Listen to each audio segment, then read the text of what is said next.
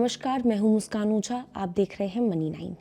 देखिए, देश में साइबर ठगी का जो जाल है वो पिछले कुछ समय में इतना तेज फैल गया है कि अब इसके जो तार हैं भारत की सीमाओं से बहुत दूर पहुंच चुके हैं। पहले ठग क्या करते थे? फोन के जरिए बात करते थे, ओटीपी ले लेते थे या फिर बैंक के जो खाते हैं उनके नंबर मांगा करते थे और फिर अचानक जैसे इन्फॉर्मेशन मिल जाती थी गायब हो जाते थे। लेकिन अब समय बदल चुका है, नई नई टेक्नोलॉजीज आ गई हैं, नए नए रास्ते आ गए हैं। ठगी करने वाले जो लोग हैं पहले की तरह सीधी गलती बिल्कुल नहीं करते। अब वो ऐसा तरीका अपना रहे हैं जिसमें पैसा सेकंड्स में गायब हो जाता है, कई जगह घुमाया जाता है और अचानक किसी दूसरे देश के वॉलेट में तक पहुंच जाता है। और इस पूरा का पूरा ये जो प्रोसेस है जिसकी हम बात कर रहे हैं, इसमें सबसे बड़ा जो हथियार है वो बन चुका है क्रिप्टो। अब क्या है ये पूरा मुद्दा, ये समझते हैं। देखिए, मुद्दा ये है कि गृह मंत्रालय की एक बड़ी रिपोर्ट में ये पता चलता है कि कम से कम 27 यानी 27 क्रिप्टो एक्सचेंज ऐसे हैं जहां से ठगों ने 21 महीनों के अंदर 623.63 करोड़ रुपीस तक जो है वो साफ कर दिए हैं। ये जो पैसे हैं वो 2872 जो लोग हैं उनसे ठगे गए थे। जरा सोच के देखिए कि इतने बड़े स्तर पर डिजिटल ठगी हो रही है और पहचान भी ना मिल पाए, मतलब कोई भी तरह का पीछे सुराग वो नहीं छोड़ते हैं। रिपोर्ट में ये भी निकल के सामने आया है कि इसी समय में 12 विदेशी एक्सचेंज के जरिए 25.3 यानी 25.3 करोड़ रुपीस दूसरे देशों में भेजे गए और ये भी क्रेडिट कार्ड और डेबिट कार्ड के जरिए किया गया। यानी तरीका बिल्कुल नया, और जो इसके पीछे जो पूरा प्लान है वो अच्छा खासा सोच समझ करके बनाया गया था। यही नहीं, जांच में सबसे जो चौंकाने वाली बात है वो ये पता चलती है कि ज़्यादातर लोग फेक ट्रेडिंग ऐप और फेक इन्वेस्टमेंट ऐप पर भरोसा करके अपना जो पैसा है वो डालते रहे। कोई ये मान रहा था कि उनका जो पैसा है वो शेयर बाजार में वो निवेश कर रहे हैं, कोई ये सोच रहा था कि उनका जो पैसा है वो किसी डिजिटल प्रोजेक्ट में लग रहा है जो सरकार की तरफ से चलाया जा रहा है। लेकिन असल में उनकी जो रकम है वो चुपचाप क्रिप्टो में बदल दी जाती थी और फिर उस क्रिप्टो को नई वॉलेट में उनके बीच में घुमाया जाता था। एक वॉलेट भारत में, दूसरा किसी और देश में, तीसरा किसी और देश में, और ऐसे आगे करके बहुत सारे वॉलेट। इस घुमाव का जो सबसे बड़ा जो फायदा है वो ठगों को ये मिलता था कि पैसा पकड़ना बेहद मुश्किल हो जाता था।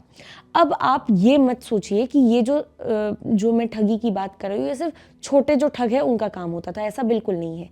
इस खेल में बड़े नाम भी शामिल है। एग्जाम्पल के तौर पे एक जो मामला है उसकी बात करते हैं। देखिए, एक मामला बनमीत सिंह का सामने आया जो कभी हल्द्वानी में रहा करता था। अमेरिका की जांच एजेंसी ने उस पर आरोप लगाया कि वो ड्रग जो रैकेट हुआ करता था उससे कमाया गया पैसा क्रिप्टो के जरिए आगे बढ़ा देता था। 2019 यानी 2019 में उसे पकड़ा गया। 2024 में उसने जो अपना अपराध है वो मान लिया।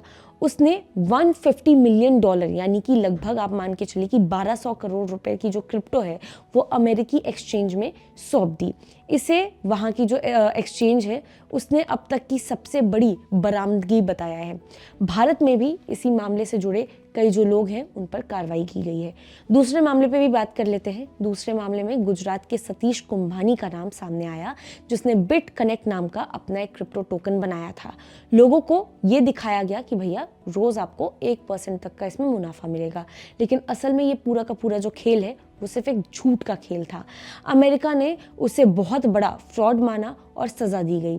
यहाँ तक कि भारत में भी जब जांच हुई तो एक ही दिन में 1646 करोड़ रुपीस की क्रिप्टो जो है वो यहाँ पे बरामद की गई। जरा सोच के देखिए कि एक ही दिन में इतनी बड़ी रकम सामने आ जाए तो ये बताता है कि खेल कितना बड़ा था और कितने समय से चल रहा होगा। तीसरा बड़ा जो मामला है वो है हरियाणा के चिराग तोमर का। उसने ऐसी एक नकली वेबसाइट बनाई जो असली क्रिप्टो वेबसाइट जैसी दिखती थी। लोग जब अपने वॉलेट का जो लॉगिन है वो डालते थे तो उनकी जो पूरी क्रिप्टो है वो गायब हो जाती थी। क्यों? क्योंकि लॉगिन पासवर्ड वो वेबसाइट पे डालते थे और वहाँ से उनके पास एक्सेस, जो ठग थे उनके पास एक्सेस था वेबसाइट का। उसने $37 मिलियन गायब कर दिए। बाद में अमेरिका पहुँचते ही उसे पकड़ लिया गया और सज़ा भी हुई। भारत में भी उसकी कई जो संपत्तियाँ हैं वो जब्त की गई। इसी के बाद इन सबके बीच में एक और जो मामला है वो सामने आया, जो सुनकर के किसी को भी टेंशन होने लगेगी। एक कंपनी का नाम सामने आया, बिरफा आईटी सॉल्यूशन। इस कंपनी के जरिए लगभग 4,962 करोड़ रुपीस अलग अलग नाम से बनाए गए वॉलेट में घुमाए गए। हजारों नकली कस्टमर प्रोफाइल बनाई गई, सैकड़ों नकली क्रिप्टो खाते खोले गए और फिर ये जो पैसा है वो कई देश में भेज दिया गया। जांच एजेंसी ने इसे बिल्कुल उसी तरह का जाल बताया जैसे पहले जो हवाला में देखा जाता था। बस फर्क इतना है कि ये पूरा का पूरा जो खेल है वो क्रिप्टो में होता था। सबसे पुराने और सबसे बड़े मामलों में से एक मामला आता है गेन बिटकॉइन का। वो भी तब सामने आया था। देखिए, इसमें हजारों लोगों से पैसा लिया गया, वादा किया गया कि बिटकॉइन माइनिंग से भारी मुनाफा मिलेगा। बाद में ये भी पता चला कि ये पूरा का पूरा जो खेल है वो सिर्फ एक धोखा था। जांच में बताया गया कि लगभग 80,000 बिटकॉइंस जमा किए गए और उस समय बिटकॉइन करीब 8.25 लाख रुपीस का था। लेकिन जब वॉलेट तलाशे गए तो ज्यादातर खाली मिले। सिर्फ 53.53 लाख रुपीस के बराबर जो क्रिप्टो है उतना ही मिल सका। देखिए, ये ठगी करने वाले साधारण तरीके जो हैं वो छोड़ करके नए रास्ते तलाश रहे हैं। उन्हें पता था कि बैंकिंग सिस्टम में फौरन उन्हें पकड़ लिया जाएगा, इसीलिए उन्होंने क्रिप्टो को अपना नया जो राज छुपाने वाला रास्ता चुना कि इसके थ्रू जो ठगी है वो बहुत आसानी से हो सकती है।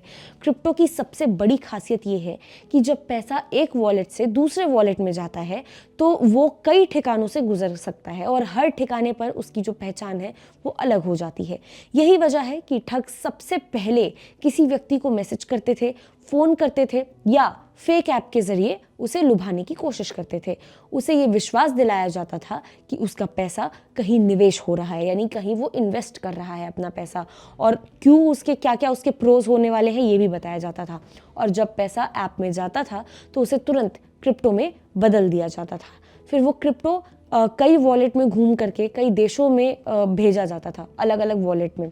इन्हीं लगातार बदलते वॉलेट, अलग अलग देशों की सीमाएं और पहचान छिपाने वाले तरीके इस पूरे खेल को इतना बड़ा बना देते हैं कि ठग करोड़ों रुपए कमा लेते हैं। और यही वजह है कि जांच एजेंसियों के लिए ये पूरा का पूरा जो चक्र है वो तोड़ना सबसे मुश्किल काम फिलहाल के लिए बन चुका है।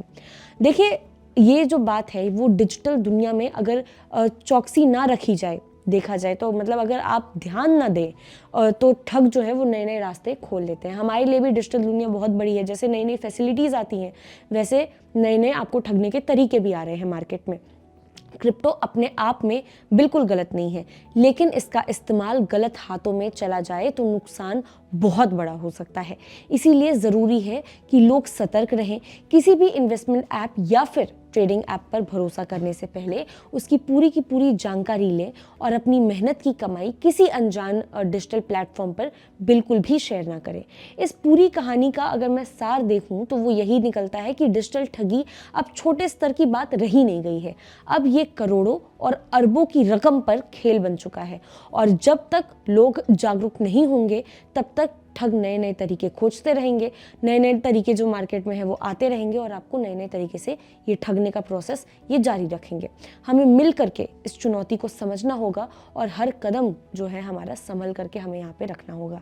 आप इस बारे में क्या सोचते हैं, आपके क्या थॉट्स हैं, हमें कमेंट करके ज़रूर बता सकते हैं। तब तक के लिए देखते रहिए मनी9।